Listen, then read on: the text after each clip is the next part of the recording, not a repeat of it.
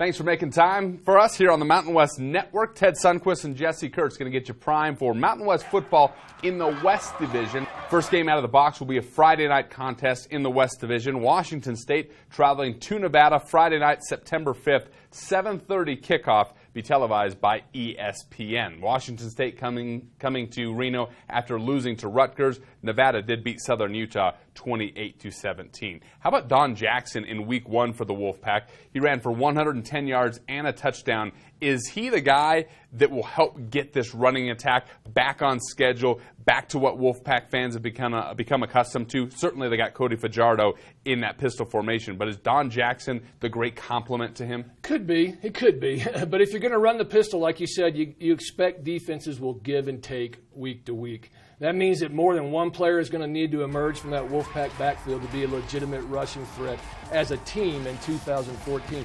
You mentioned Cody Fajardo. He's an obvious candidate at quarterback, where he's been an integral part of that running game for the past 3 seasons. And recall that he rushed for over 1,100 yards as a sophomore in 2012. 15 carries for 68 yards at 4.5 per clip kept the running game on schedule and the opponent honest. But another option at running back will need to emerge, I think, if Nevada wants to put themselves at the top of the Mountain West in rushing this season.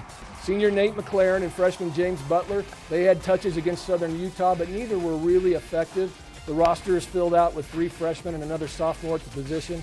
So don't look for a lot of immediate impact from this group. The defending Mountain West champion Fresno State Bulldogs, they got off to a rather rough start against USC with an opening loss at the Coliseum. They now travel to Salt Lake City to take on Utah, who is 1-0 on the season. That'll be a 1 o'clock Mountain Time kickoff on the Pac-12 networks. Fresno State played both quarterbacks in week 1, Brandon Connett and Brian Burrell. Is that a recipe that they can sustain to reach some success, or do they eventually have to pick one? Well, we talked about this last week about how difficult the schedule facing Fresno was in 3 of the first 4 weeks before settling into conference play towards the end of September. Remember, the Oakland Raiders' Derek Carr was the anchor at that position for 3 seasons. Finding his replacement is going to be difficult to do in just 1 game, especially against a tough opponent like USC.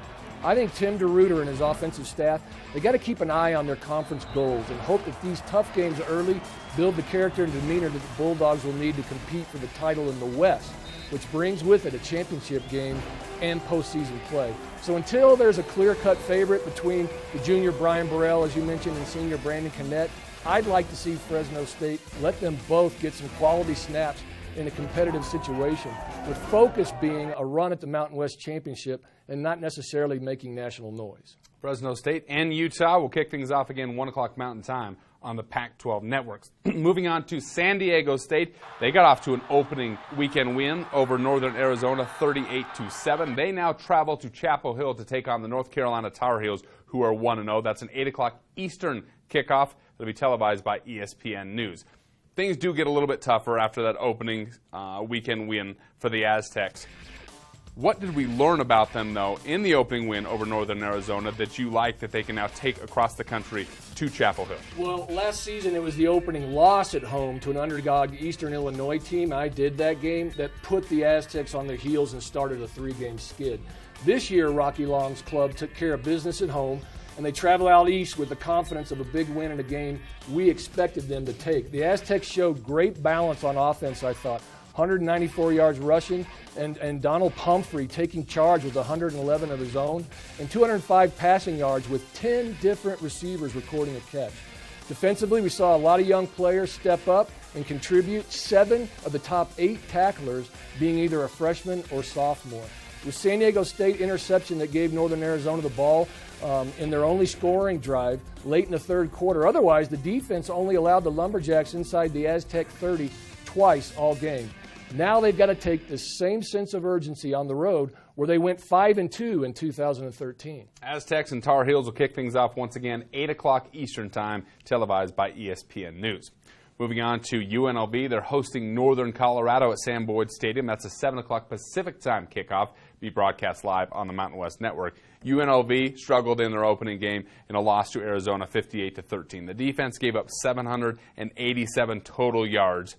Now, Bobby Houck told us a couple years ago that defense and UNLV were not synonymous. They changed that last year. They had a pretty darn good defense, very productive.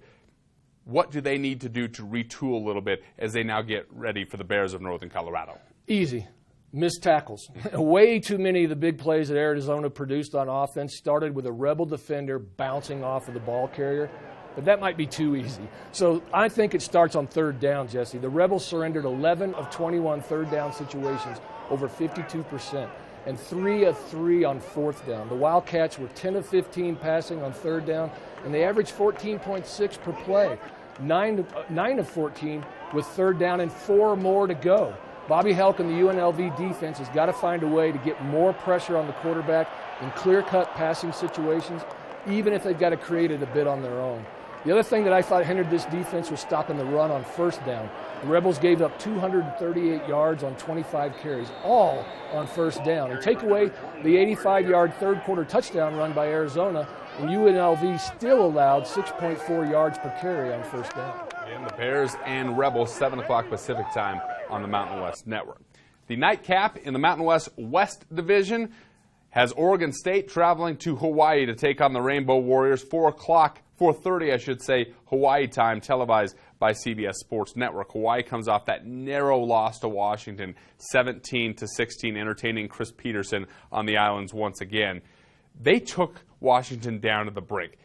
That's another loss. That was the theme last year. 5 losses of 7 points or fewer. Norm Chow puts finish on everyone's T-shirts. That's the motto going forward. Have to finish. They got right to that point, couldn't finish. How does Hawaii get over that hump and start closing some of these games? Because they're right there, just haven't found a way to slam the door. You're right, and in my experience, it just happens. You keep stressing the little things on both sides of the ball and in special teams. You keep demanding the same things from your players in practice and preparation. And you hope you've recruited the kind of players where losing just eventually becomes unacceptable. There'll be a point in this season, I think earlier than later, where the Rainbow Warriors will just refuse to lose, and that particular play or series of plays will be the pivoting point for this program. And I really thought that point might have come at the start of the fourth quarter against Washington, when the Bows forced a 3-and-out, and the Huskies could only punt the ball back to their own 36. Hawaii had 3rd and 5 at the Washington 9, but the pass fell incomplete and they settled for a field goal, and that cut the lead to 17-16. But then they were unable to punch it in for a touchdown. The momentum clearly could have swung U of H's way. After that series, Hawaii never crossed the 50-yard line again.